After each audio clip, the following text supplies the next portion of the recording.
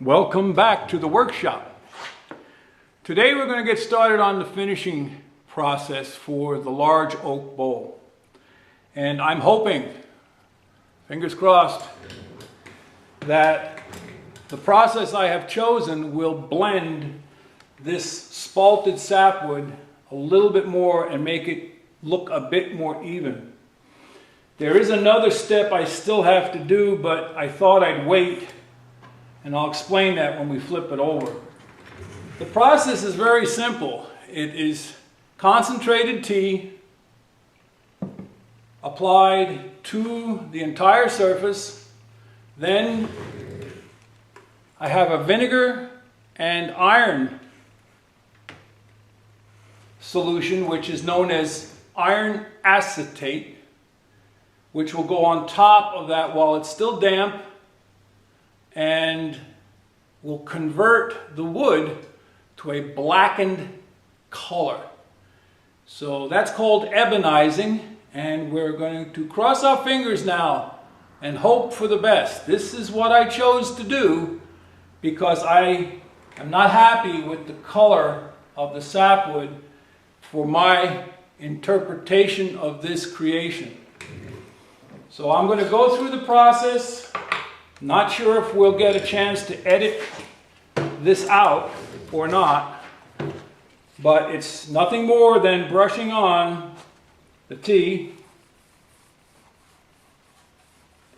And so I'm going to chat while I'm doing this with thoughts that come to mind.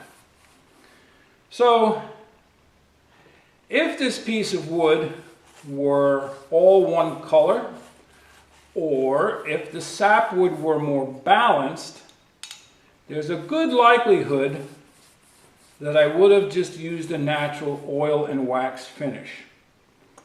But because of these color differences, that's when the idea of ebonizing it came to mind.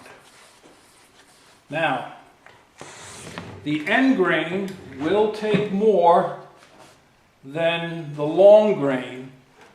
So this being the long grain. So I'm applying it more to the long grain now first. All the way down the bottom, up the other side. And then we'll go, the last part we'll do will be the end grain, because it will soak in quicker there. And it's pooling at the bottom here, which I'll take care of when I turn it over. And when I turn it over, you're going to see that the tenon is still on this. I'm leaving it on right now because in case I want to go back and put it on the lathe for hand sanding, I can always finish the bottom after I carve it.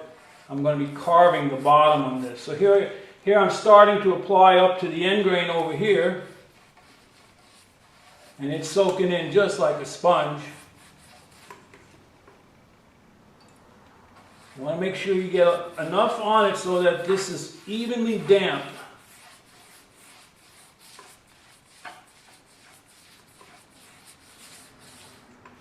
But you could see now sort of how it would look if I were varnishing it or oiling it. That sapwood really is, in my opinion, not attractive in its current imbalance. If there would be a circle like this on the other side, I might have considered just leaving it natural. All right, so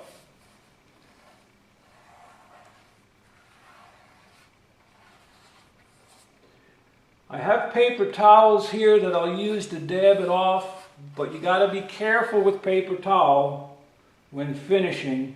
You can leave bits of paper towel in the finish. I use a lot of paper towel for finishing, but you got to know, like the old song goes, you got to know when to hold them, know when to fold them, and then when to stop. Okay. Ready to turn over. And I may go over this again. I'm not sure, quite sure yet. You see the tenon is still on. That's because I'm not sure yet exactly if I am finished or if I'm not finished. We're going to be carving this off and then putting a little detail in the bottom here. And that will all be done by hand.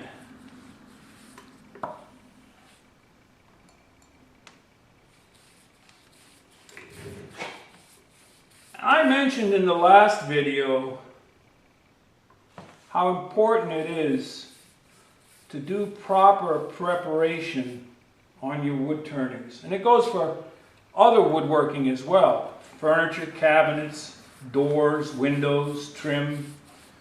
You want to prep your surface. That's where all the work is.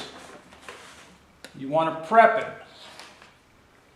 Because the finishing, whether it's oil or varnish, or even paint, the finishing does not take long compared to the prep. But the prep is 90% of your finish.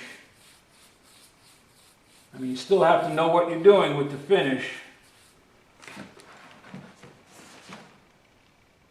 But getting rid of your sanding scratches, getting rid of any circular marks, dusting it off, creating a clean, dry, dust-free surface. I'm just sort of rambling here while I do this. I'm really glad that you stopped by and you're watching the videos because I like sharing tips and tricks, techniques, anything that can help you, even if it's just a thought. Why I do something. A lot of times I do something today only because I've found that it works for me. I don't even think about what I do sometimes. I just do it. Second nature. Okay, now we'll get this fully coated. You know, it's sort of like driving. When you first read the driver's manual for your state, a lot of it is maybe already in your mind from when you were driving with your parents or grandparents, and you remember them doing it or talking about it. But then there's things that you learn from the manual, and then there's things you learn by doing. The more you do it, the more it becomes second nature to you. Like slowing down before you get to a light instead of right at the time you're there. It's easier on you, it's easier on the car, it's easier on the tires. So here's a tip. When I say tip, that means I'm going to say something. And I get in trouble for it and with it, just like everybody else. But you see here, there's a hair from the brush. You see where there's a darker streak here? Well, that's from a run. It ran down.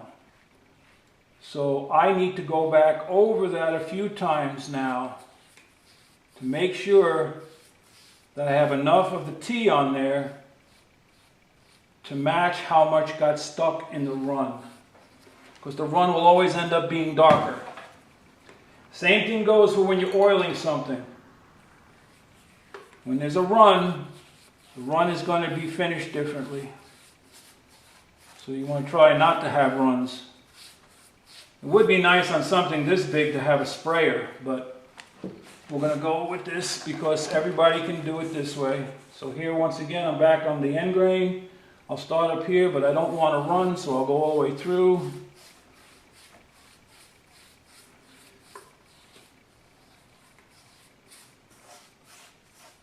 So this brings me to I guess what you would call a pet peeve about preparing cracks.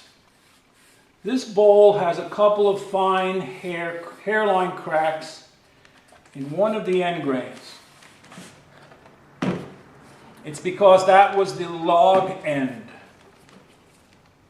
So people say, oh, use CA glue. Well, the CA glue sometimes will not let you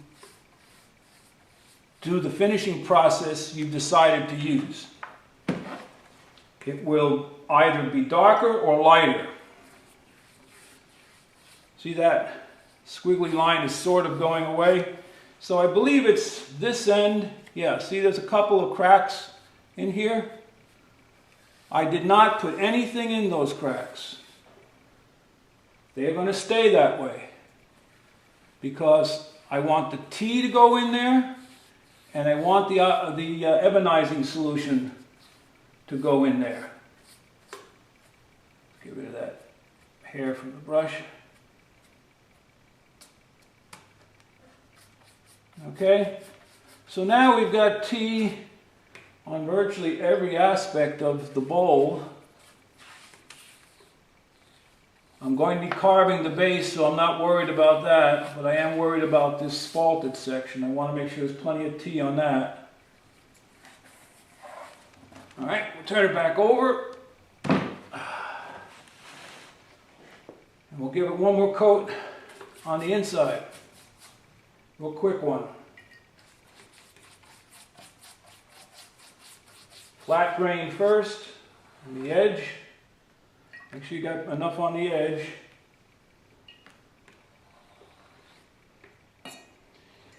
Now there is, for ebonizing, there is also another tea solution you can make. This is just black tea. That's all I have. But there is a bark, and I cannot pronounce the name. It's querbuca or quer something or another. I don't know. There is a bark of a tree or a bush, and they grind it into a powder, and you steep it in water, and you make a tea. That works very well for ebonizing. It's high in tannic acid. That's what we're doing here, to be clear. We're adding a little bit more tannin to the wood, to the red oak,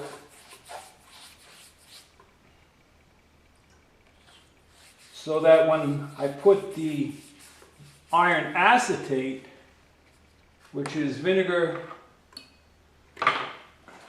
and steel wool, and you want to wear gloves. All right, that's all I need from the tea.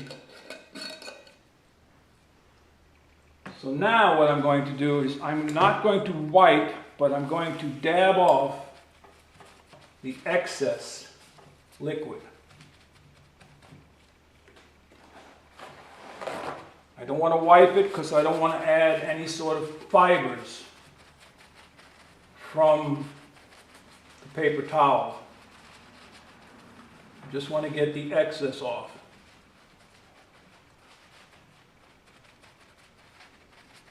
Because it can't be sopping wet, but it has to be damp when I put the iron acetate on.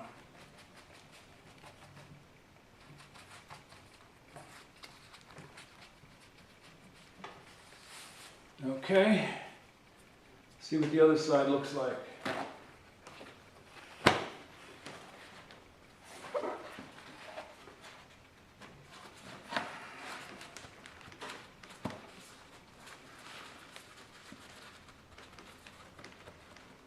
I want it to be dry, but still damp.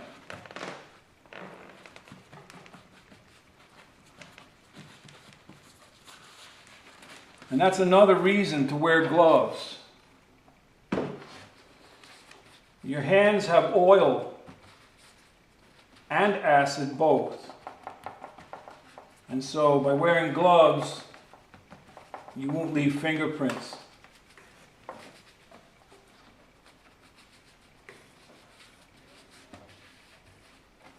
If you're allergic to latex, you can wear maybe the nitrile gloves, and that's nitrile.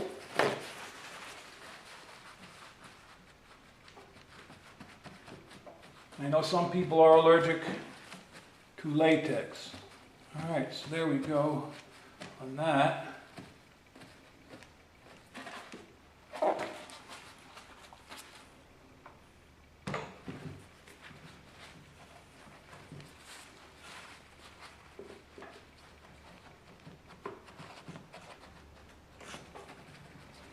So what's going to happen on this now is this is raising the grain too. So I sanded to 180 grit.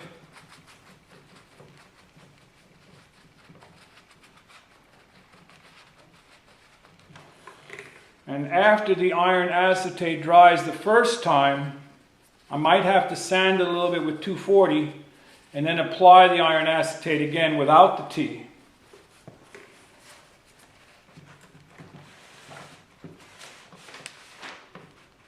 Okay. There's still a little bit of a shine, which means it's still fairly wet.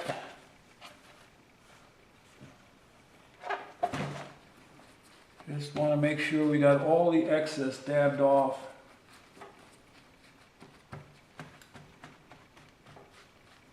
I'm hoping this works. If not, I will have to resort to using dyes. So, now that this brush is contaminated with the tea, you can't use it for the iron acetate.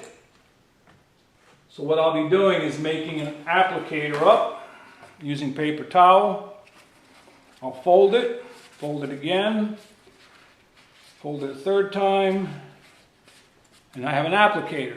And that's why I have it in a squeeze bottle. So here goes, folks. We're going to work from the bottom up.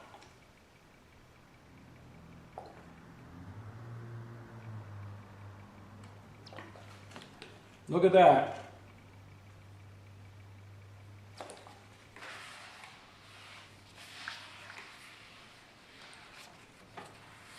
Well, that didn't take long.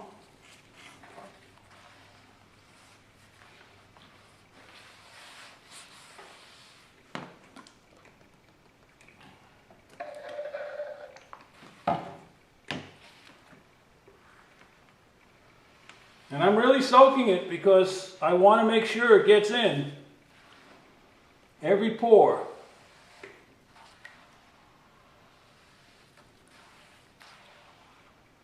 And I think this may be perfect for what I need to do.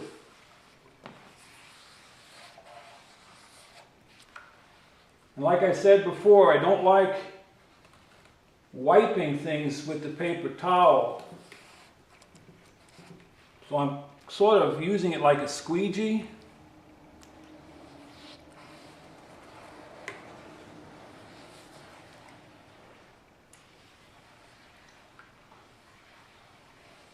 All right, that's the inside.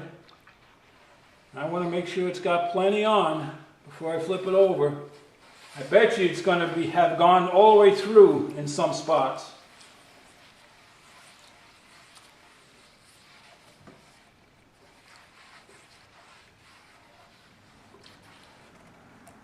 All right.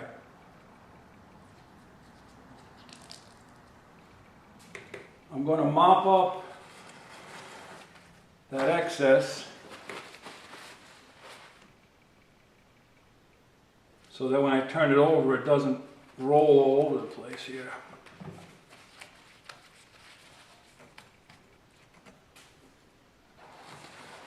And this is just water-based, basically it's vinegar. So I'm not worried about those rags combusting or anything. Oh boy. Let's see what we're going to do here.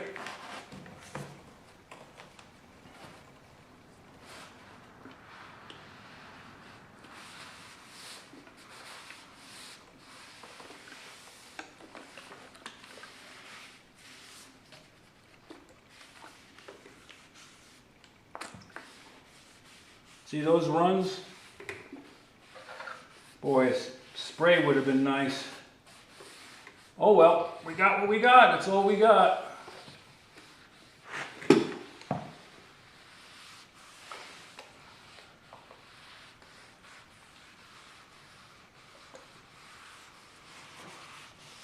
Boy, that's changing color fast.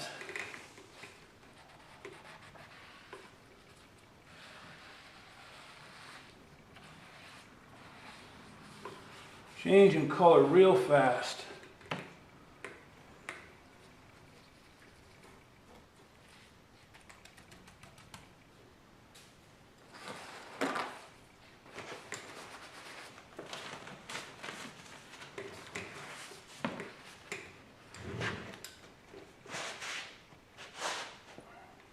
Get some on the floor, you got to clean it up. All right.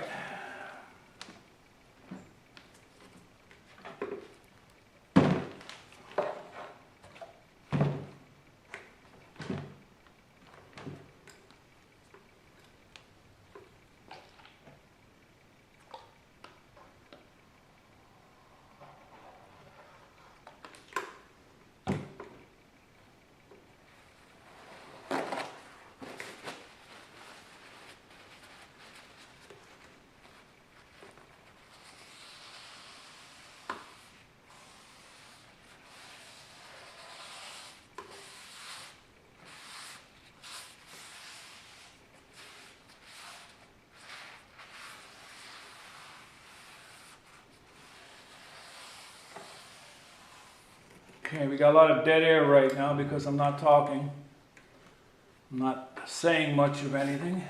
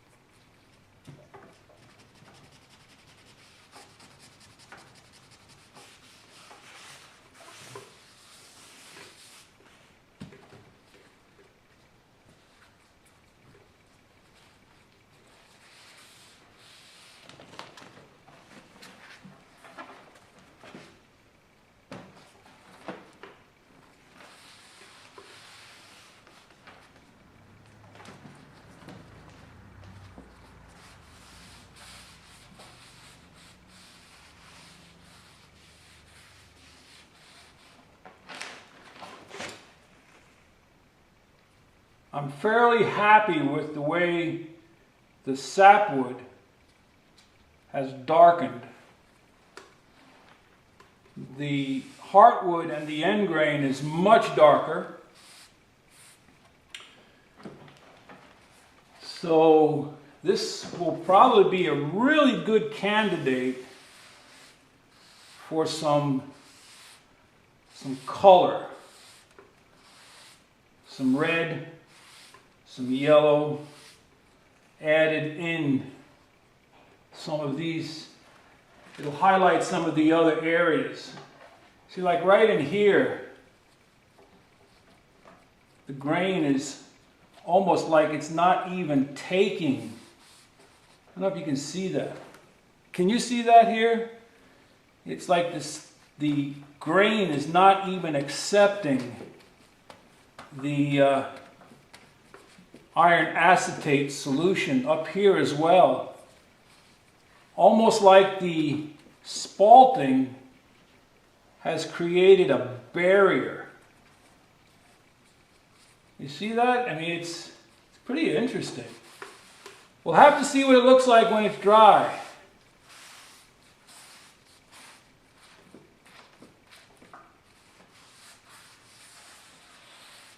And then we'll kick back the raised grain a little bit, dust it off, and see what we got. But here's sort of what it's going to look like.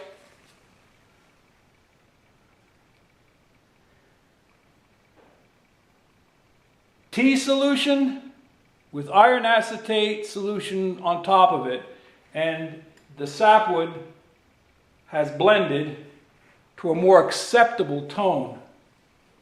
If I can get this area and this area blended with a little bit of color, maybe some dyes, I'll be very content with that finish. Get a tung oil finish on it, 3, 4, 5, 6, 7 coats, rubbed in, burnished. Very attractive.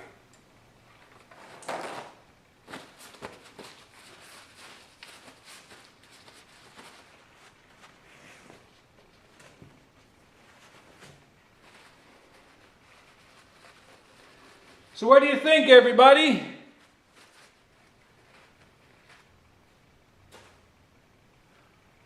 What do you think? Ebonized red oak. Can't wait for it to dry and get a finish on it. That's exciting. You may want to try it. Don't be afraid to take something and improve on it, but make sure you always test it. I did some test pieces.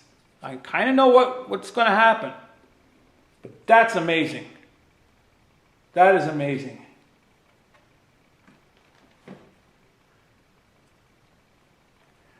That looks like 1,000-year-old bog oak. That is amazing. Listen, everybody, head out to your shop.